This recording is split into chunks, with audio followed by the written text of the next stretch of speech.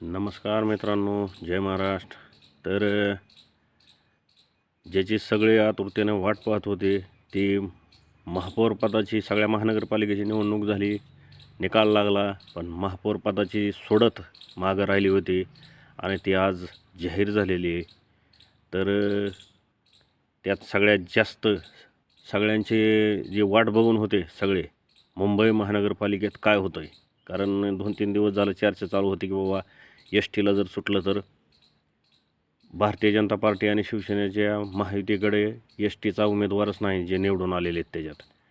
तर कसं होणार? तर मुंबई महानगरपालिकेमध्ये एस टीचं काय आरक्षण निघालेलं नाही. तर सर्वसाधारण महिला प्रवर्गाचा महापौर होणार आहे मुंबईत. सर्वसाधारण महिला प्रवर्ग, महिलाच होणार आहे, पण ते सर्वसाधारण. तर आपण सगळ्या महानगरपालिकेची एकदा लिस्ट बघू की कुठल्या महानगरपालिकेमध्ये कशाला आरक्षण सुटलं आहे ते. तर एस टीमधून आरक्षण फक्त एका महानगरपालिकेला सुटलं आहे, ते कल्याण डोंबिवली. कल्याण डोंबिवलीमध्ये एस टी म्हणजे महिला किंवा पुरुष. ठाण्यामध्ये एस सी महिला किंवा पुरुष. जालना आणि लातूर ह्या 2 महानगरपालिकेमध्ये एस सी महिलेला आरक्षण सुटलं आहे. एस सीला सुटलं आहे पण फक्त महिला. तर ओबीसी 8 महानगरपालिकेत ओबीसीला आरक्षण सुटलं आहे. ते 4 महिला आणि 4 महिला आणि पुरुष. तर त्याच्यात ओबीसी महिलामध्ये कुठल्या महानगरपालिका आहेत? अकोला, अहिल्यानगर, चंद्रपूर आणि जळगाव अशा 4 महानगरपालिका आहेत जिथं ओबीसी महिलांना आरक्षण सुटलं आहे.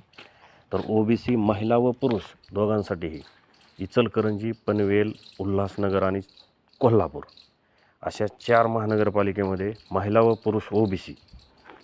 तर खुला प्रवर्गामध्ये राहिलेल्या ह्या 12 सोडून 17 महानगरपालिका आहेत.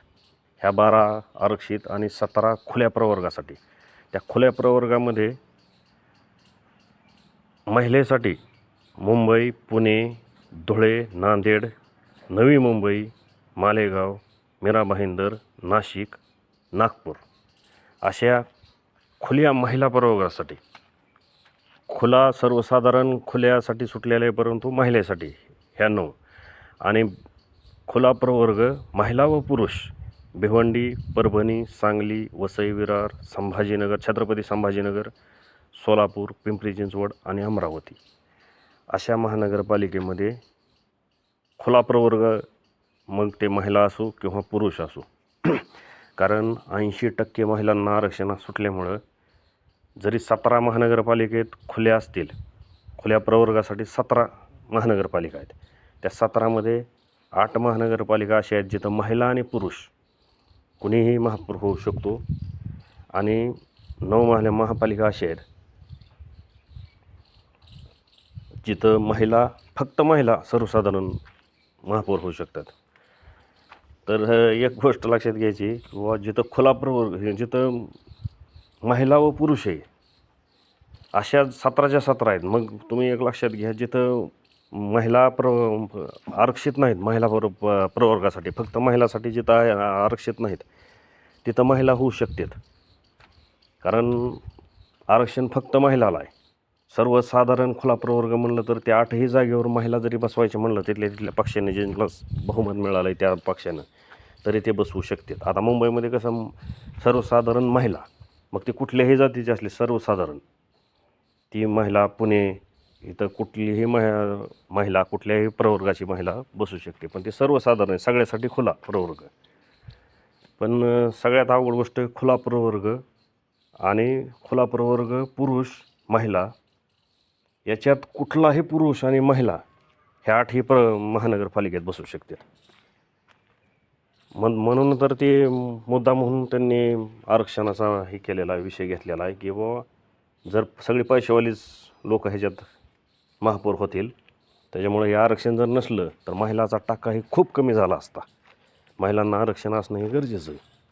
कारण 50% जर महिला आरक्षण हे नसतं आता त्यातल्या त्यात खुला प्रवर्गासाठी तर त्याच्यात 17मध्ये जवळजवळ 15 तर जागेवर पुरुषच महापौर झाले असते. पण आता तसं होणार नाही. ज्या पुणे, मुंबई, धुळे, नांदेड, नवी मुंबई, मालेगाव, मीरा भाईंदर, नाशिक, नागपूर ह्या जागेवर महिलाच सर्वसाधारण जरी असले तरी महिलांनाच करावं लागणार आहे. आणि जालना रेल्वे लातूर SC महिलाच पुरुष जमणार नाही. तर अशा तऱ्हेनं सगळीकडचं सोडत झालेली. आता महापौर आपापले पक्ष बहुमत ज्याला मिळतं ती पक्ष ठरवतील. आणि सगळ्यात मोठा विषय होता मुंबईचा, कशाला सोडणार, कारण STचे उमेदवार नव्हते निवडून आलेले महायुतीकडं. तोही प्रश्न मिटलेला आहे. तिथं सर्वसाधारण महिला आहे. तर तुम्हाला माहिती व्हिडिओ आवडला असेल तर सबस्क्राईब करा, चॅनल लाईक करा. जय हिंद, जय महाराष्ट्र.